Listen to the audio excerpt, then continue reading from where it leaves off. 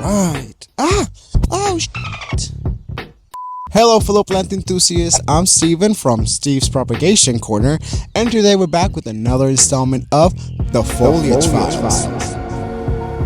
As you can see, we're outside today, filming in this beautiful park, surrounded by the wild greenery that inspired today's video. This one goes out to Minimalist J, a recent subscriber who asked for some wild plant content. Honestly, they had a point. Getting outside and walking among wild plants was definitely overdue. I don't see you out there walking children in nature. So today, we're doing just that, while talking about something truly magical: propagating wild plants. Now, wild plants aren't just beautiful, they're survivors.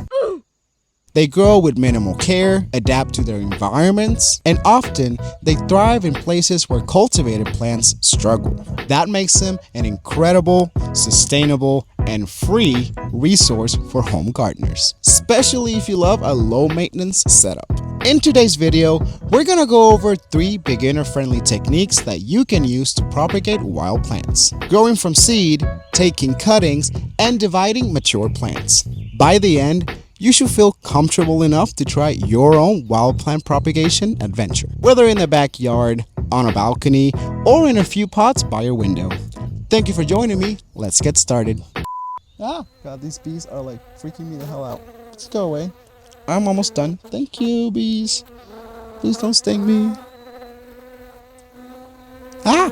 We out here.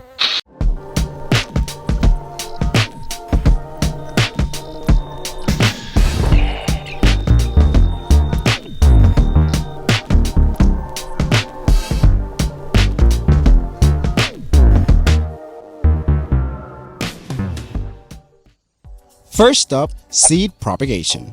It's the most natural way plants reproduce, and for many wild species, it's also the easiest way to multiply them at home. Start by collecting seeds at the right time, typically late summer to fall, when seed pods are dry and starting to open. You'll want to look for mature seeds. Think brown, hard, and dry, not green or soft. Some of the best wild plants to collect from include coneflowers, milkweed, and goldenrod. Once collected, store seeds properly in paper envelopes or breathable containers. Never plastic bags, which can trap moisture and cause mold. Label everything with the plant name and date. Trust me, a month later, you'll forget what that mystery seed is. To start them, use a simple seed tray filled with a light, well-draining seed starting mix. Press seeds gently into the surface or cover lightly, depending on the species. Some need light to germinate. Here's a trick to good germination: moisture, warmth, and patience. Mist your tray regularly to keep the soil damp but not soggy, and keep it somewhere warm. Some wild seeds, like native prairie species, may need cold stratification, a simulated winter to sprout. You can do this by placing them in a moist paper towel in the fridge for a few weeks before sowing. Watch as tiny sprouts emerge. It's pure magic, seeing something wild grow from nothing but a seed. Cuttings are one of the most rewarding ways to propagate wild plants, especially when you want to create an exact clone of a plant you love. The process is surprisingly simple. For many wild species like elderberry, willow, and wild mint, all you need is a sharp pair of pruners and a little patience. Depending on the time of year, you'll be working with softwood, semi-hardwood, or hardwood cuttings. That's what she. In spring or early summer, softwood cuttings taken from tender green stems root quickly. Mid to late summer is better for semi-hardwood cuttings, and hardwood cuttings are best taken in the dormant season, like late fall or winter. To propagate, just snip a healthy 4 to 6 inch piece just below a leaf node. Remove the lower leaves, and if you got some, dip the cutting end in rooting hormone to speed things up. Then place it in a well-draining mix of perlite and peat or cocoa coir. Covering the pot with a plastic bag or humidity dome helps hold in moisture while roots are forming. Keep your cutting in bright indirect light and mist the soil regularly to prevent it from drying out. In a few weeks, you can test its process with a gentle tug. If you feel resistance, it means roots have taken hold and your cutting is well on its way to becoming a thriving, independent plant. Now, let's talk about division. One of the oldest and most straightforward ways to propagate wild plants, especially clumping types like ferns or even hosta-like natives. Division works by taking an established plant and carefully splitting it into smaller sections, each with its own roots and shoots. It's best done in spring or fall when the plant isn't in active bloom and can recover more easily. To divide, gently dig up the entire plant and shake off or rinse away the excess soil so you can see the root system. Use a sharp knife, a garden fork, or even your two hands to separate the large clumps. Each division should have a healthy chunk of roots and some top growth. Replant each section right away. Don't leave them exposed to the sun too long. Water them well. Give them some shade if it's hot, and they'll bounce back quickly. Not only does division give you more plants, but it also rejuvenates older ones that might be getting overcrowded. It's a win-win.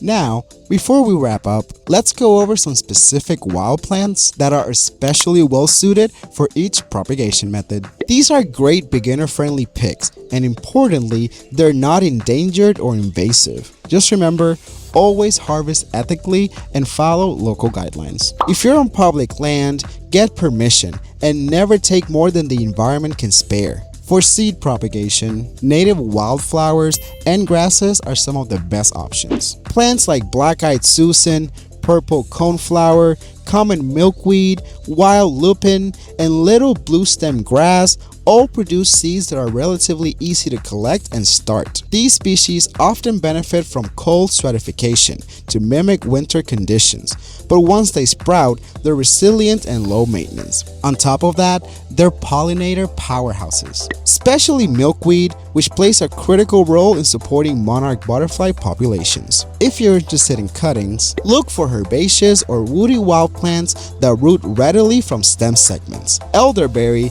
is a great example.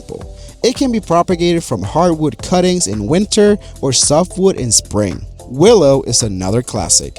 It roots so easily that you can often stick a cutting in water and watch it sprout roots in days. Other good options include wild mint, yarrow, and bee balm. These plants are fast growers and often spread naturally, making them perfect for multiplying through cuttings. Then there's division, which is a great technique for spreading, clumping, or mat-forming perennials. Some excellent candidates include wild bergamot, goldenrod, switchgrass, columbine, and wild ginger. These plants tend to grow in dense clusters and actually benefit from being divided every few years. You'll be giving them more room to thrive while gaining new plants in the process. By choosing native wild plants like these, you're not just propagating, you're actively supporting local ecosystems. These species are adapted to your region's climate and soils, they offer critical food and shelter for wildlife, and they help preserve biodiversity right in your own backyard. And there you have it, folks. 3 easy and rewarding ways to propagate wild plants: seeds, cuttings, and division. Each method has its charm, and the best part is you're working with what nature already provides. Wild plant propagation isn't just about gardening. It's about reconnecting with your local environment, supporting native biodiversity, and getting creative with what's around you. So, next time you're out walking, maybe even with your kids or a friend, keep an eye out. That wildflower you pass every day, that patch of mint near the creek. With just a little know-how, you can bring a piece of that wild beauty into your own space. If you're excited to try any of these techniques, please let me know in the comments below. Share what you're propagating and feel free to drop any questions. I love hearing from you. Thank you for joining me outdoors today, and thank you again, Minimalist J, for the inspiration. If you enjoyed this video and/or learned something new, don't forget to hit that like button, subscribe if you haven't subscribed, and for those who want to go the extra mile in supporting this mission, you can consider becoming a Patreon or a channel member by clicking the join button under this video or one of the other links that are down there, and you can access exclusive content and perks.